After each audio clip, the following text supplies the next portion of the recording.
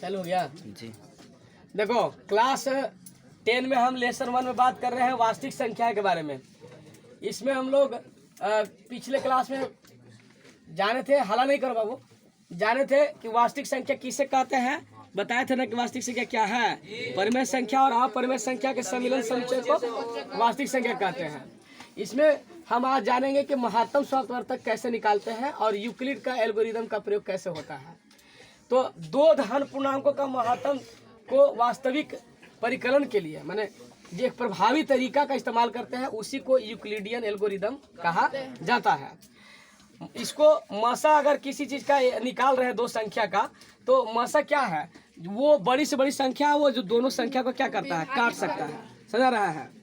जैसे मान ले कि तुम 6 और 8 का लघुत्तम निकालते हो, तो 6 मसा निकालते हो महत्तम शब्दवर्धक, तो 6 और 8 का कितना होता है, 2 होता है, 2 होता है। इसका मतलब 2 वो बड़ी से बड़ी संख्या है जो 6 को भी काट देगा और 8 को भी काट देगा। तो वही बात यहाँ बोला गया है कि मसा अगर कोई संख्या ए और बी है तो वह बड़ी से बड़ी संख्या है जो ए और बी दोनों को विभाजित करेगा। उसको शॉर्ट में मसा A B, HCF A B, GCD A B आदि के रूप में आप उसको लिख सकते हैं। अच्छा, जब मसा निकालते हैं जहाँ शेष 0 हो जाता है वहाँ पर के जिससे भाग लगाते हैं वही ना मसा होता है। वही लिखा हुआ है कि जब शेष R 0 हो जाए तो मसा बराबर बी हो जाएगा, नीचे वाला जो बी आएगा वो मसा हो जाएगा। अब देखिए क्वेश्चन है कि यूक्लिडियन एल्गोरिदम के प्रयोग से मसा ज्ञात कीजिए। जैसा कि आपको क्वेश्चन दिखाया गया है कि 12,576 और 4,052 यूक्लिड के भाग लेमा या एल्गोरिदम से। भाग लेमा एल्गोरिदम यहाँ लिखने का मतलब समझो, भाग लेमा का मतलब होता है ए बराबर बी क्यू प्लस आर, ए बराबर बी क्यू प्लस आर, इसको भाग लेमा बोलते हैं।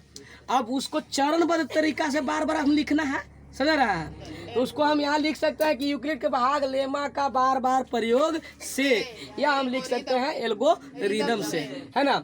अब हमने क्या करना है कि आपको ये छोटा संख्या से इसमें मसा देना है रफ पर। इधर दिखाओ भाई, 4,052 से जैसे इसको देंगे 3 बार में तो 12,156 आया, 420 शेष आया। फिर 420 के यहाँ से 4,052 उतारे 9 बार में लगाए 272 शेष आया। फिर 272 में 420 में लगाए 1 बार में 148 शेष आया।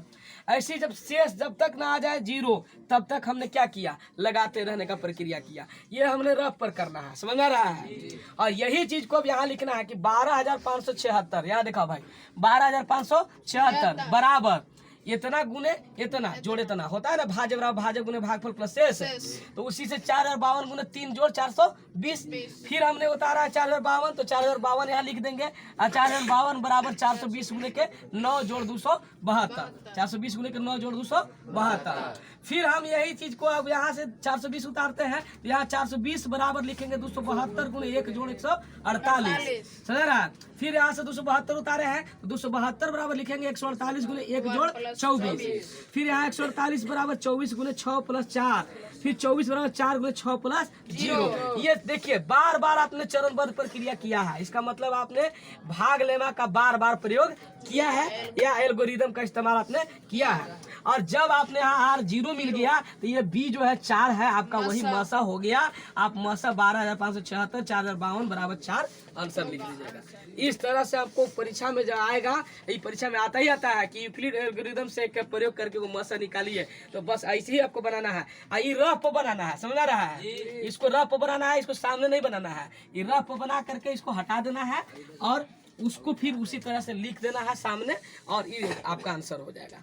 आ रहा है बात समझ में। ये महत्वपूर्ण चीज हम